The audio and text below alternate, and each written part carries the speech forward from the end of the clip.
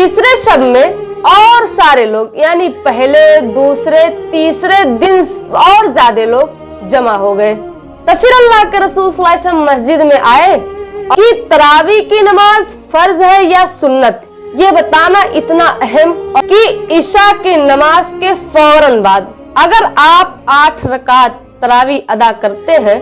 बहुत अफसोस की बात ये है कि जब सुन्नतों की बात आती है ना तो फिर हम झगड़े में पड़ जाते हैं। अस्सलामु अलैकुम रहमतुल्लाहि व बरकातुहू। बिस्मिल्लाहिर्रहमानिर्रहीम। मुअज़्ज़ज़ सामीन और सामियात, जैसा कि हम और आप जानते हैं कि रमजानुल मुबारक के महीने का पहला अशरा खत्म हो चुका है और हम दूसरे अशरे में पहुंच चुके हैं, यानी दूसरा अशरा शुरू हो चुका है। और हमें और आपको ये भी बात मालूम है कि रमजान के महीने में तरावी की नमाज पढ़ी जाती है। तो आज की इस वीडियो में मैं आप लोगों को तरावी के मुताल्लिक ही कुछ बात बताने की कोशिश करूंगी और आप लोगों से गुजारिश करती हूँ कि बाकी वीडियोस की तरह इस वीडियो को भी पहले पूरा आखिर तक देखिएगा और अगर आखिर में आपको पसंद आए तो लाइक कीजिएगा और हमारे चैनल को भी सब्सक्राइब कीजिएगा और अपने दोस्त अहबाब में भी जरूर शेयर कीजिएगा। तो फिर आइए चलते हैं अपने असल टॉपिक की तरफ। हमारा टॉपिक है रमजान और तरावी की नमाज। सबसे पहली बात तो ये है, क्या तरावी का नमाज ना पढ़ने वाला गुनहगार है? तो मैं आप लोगों को इसका मुख्तसर सा जवाब दे दूं कि तरावी का नमाज ना पढ़ने वाला शख्स गुनहगार नहीं है। क्यों? इसलिए क्योंकि ये ना ही फर्ज है और ना ही वाजिब है, बल्कि ये नबी करीम सल्लल्लाहु अलैहि वसल्लम की सुन्नत है और ऐसी सुन्नत जिस पर अमल करने के लिए नबी करीम सल्लल्लाहु अलैहि वसल्लम ने ताकीद की है और इसका बहुत बड़ा अजर बताया है। लेकिन इसके बावजूद भी अगर कोई ऐसा तरावी का नमाज किसी बात की वजह से या तो फिर ऐसे छोड़ देता है तो फिर वो गुनहगार नहीं है। आइए मैं आपको सही बुखारी का एक वाकया बताते चलूं। एक मर्तबा नबी करीम सल्लल्लाहु अलैहि वसल्लम रमजान के महीने में निस्फ शब में मस्जिद में दाखिल हुए और आपने तरावी की नमाज अदा की। आपके साथ चंद सहाबा भी, वो लोग भी अल्लाह के रसूल सल्लल्लाहु अलैहि वसल्लम के साथ तरावी की नमाज अदा किए और जब सुबह हुआ तो इसका चर्चा किया। तो दूसरे दिन यानी दूसरी रात जब हुई तरावी का वक्त, तो पहले दिन से ज्यादा दूसरे दिन लोग जमा हो गए और अल्लाह के रसूल सल्लल्लाहु अलैहि वसल्लम ने तमाम लोगों को तरावी की नमाज पढ़ाई और उन लोगों ने अल्लाह के रसूल सल्लल्लाहु अलैहि वसल्लम के पीछे अदा किया। और जब दूसरी सुबह हुई तो फिर इसका चर्चा किया गया। तब तीसरे शब में और सारे लोग यानी पहले दूसरे तीसरे दिन और ज्यादा लोग जमा हो गए। तो फिर अल्लाह के रसूल सल्लल्लाहु अलैहि वसल्लम मस्जिद में आए और लोगों को तरावी की नमाज पढ़ाई। लेकिन जब तीसरे दिन इसका चर्चा किया गया तो चौथे शब इतने सारे लोग आ गए कि ये मस्जिद का ये आलम हो गया कि मस्जिद में जगह ही नहीं रह गया। लेकिन उस दिन अल्लाह के रसूल सल्लल्लाहु अलैहि वसल्लम का आमद नहीं हुआ और फिर अल्लाह के रसूल सल्लल्लाहु अलैहि वसल्लम सुबह के वक्त यानी फजर के वक्त तशरीफ लाए और लोगों को अपनी इमामत में नमाज पढ़ाने के बाद अल्लाह के रसूल सल्लल्लाहु अलैहि वसल्लम अल्लाह रब्बुल इज्जत का हम्द व तारीफ करने के बाद अम्मा बाद इसके बाद तमाम सहाबा इकराम से मुतवज्जा हुए और कहने लगे कि आप लोगों के जमा होने का मुझे इल्म था, लेकिन मुझे डर था इस बात का कि कहीं अल्लाह रब्बुल इज्जत आप पर ये नमाजें फर्ज ना कर दे और आप लोग इसको पढ़ने से आजिज आ जाओ, तो इसी के लिए मैं नहीं आया। लेकिन अल्लाह के रसूल सल्लल्लाहु अलैहि वसल्लम का जब वफात हुआ तो यही कैफियत कायम थी। ये सही बुखारी की हदीस है। अच्छा, अब रही बात ये कि तरावी की नमाज फर्ज है या सुन्नत, ये बताना इतना अहम और इतना जरूरी क्यों है? तो सुन लीजिएगा कि ये बात ज्यादा अहम बताना और जरूरी इसलिए है कि कुछ लोग ऐसे हैं जो तरावी की नमाज पढ़ने के गर्ज से इशा की नमाज ही नहीं पढ़ते हैं और कुछ ऐसे भी हैं जो इशा की नमाज तो पढ़ ही लेते हैं लेकिन सही तरीके से नहीं पढ़ते। किस लिए? तरावी पढ़ने की वजह से।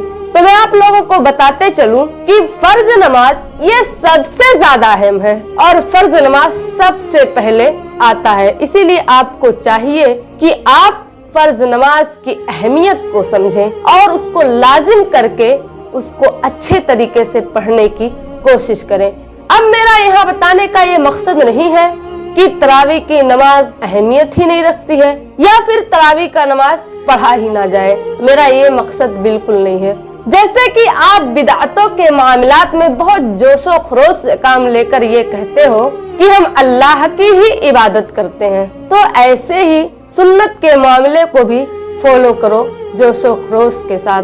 और अगर अल्लाह रब्बुल इज्जत ने आपको सेहत वाली जिंदगी अता की है तो जरूर तरावी का रमजान के महीने में पूरा महीने एहतमाम करो, क्योंकि इब्ने माजा की हदीस है, तमीम दारी इसके रावी हदीस है, रवायत करते हैं कि नबी करीम सल्लल्लाहु अलैहि वसल्लम ने इरशाद फरमाया कि कयामत के दिन सबसे पहले नमाज का हिसाब होगा और जिसका फर्ज नमाज सही होगा तो उसके नवाफिल में लिख दिए जाएंगे। लेकिन अगर किसी के फर्ज नमाज में कोई कमी या कोताही होगी तो अल्लाह रब्बुल इज्जत पूछेंगे क्या मेरे बंदे ने कोई नवाफिल नमाज अदा की है। फिर उसके बाद उन नवाफिल नमाज से अल्लाह रब्बुल इज्जत ये जो कोताही हुई है फर्ज नमाज में उसको पूरा कर देंगे।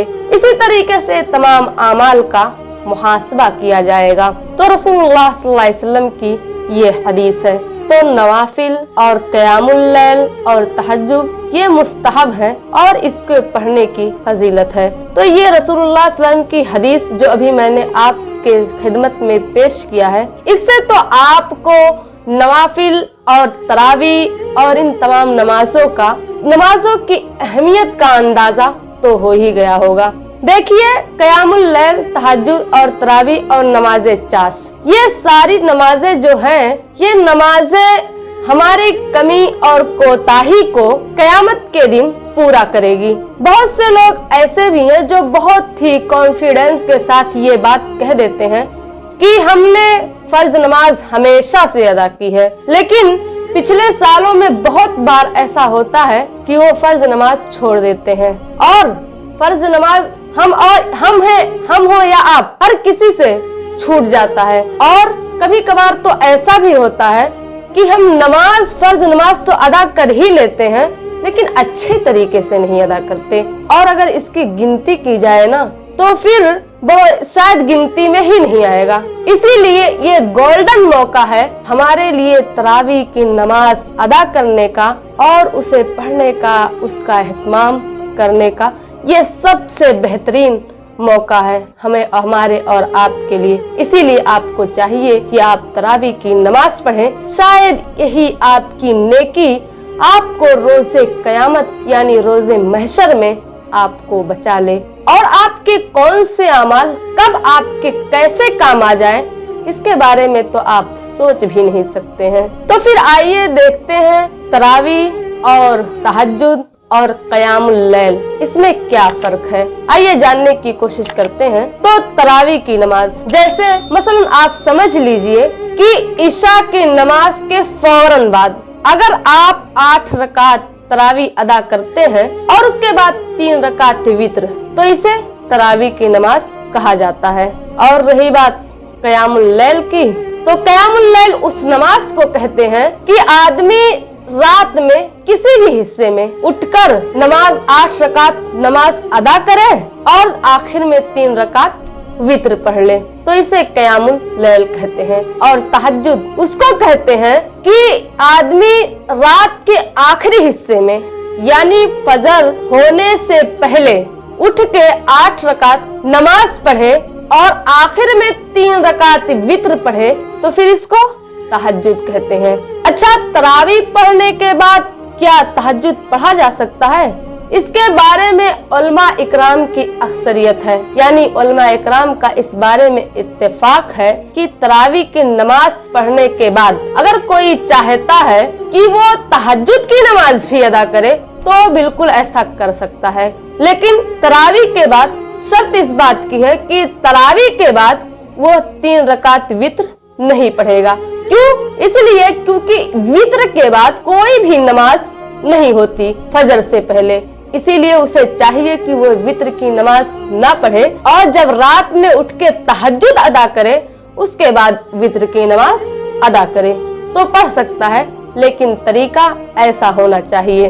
और रही बात ये क़यामुल लैल, तहज्जुद और तरावी, रमजान के महीने में इसकी फजीलत क्या है मैं आपको बताते चलूं। सही बुखारी की हदीस है, नबी करीम सल्लल्लाहु अलैहि वसल्लम इरशाद फरमाते हैं कि जो शख्स रमजानुल मुबारक के महीने में रात में ईमान रखते हुए खालिस अल्लाह रब्बुल इज्जत के लिए इबादत करता है तो अल्लाह ताला उसके अगले गुनाह को माफ कर देता है। तो ये इसकी अहमियत है।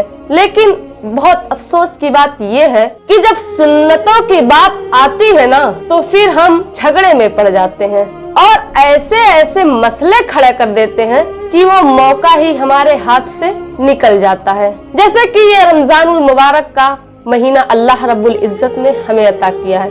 हम खुश नसीब हैं कि अल्लाह रब्बुल इज्जत ने हमें इस महीने तक पहुंचाया और हमें इतना मोहलत दी और हमें इबादत करने का मौका भी दिया। ये बहुत बड़ी नेमत है अल्लाह रब्बुल इज्जत की। लेकिन हम इस कशमकश में पड़े रहते हैं कि तरावी पढ़े या ना पढ़े, इबादतें करें या ना करें।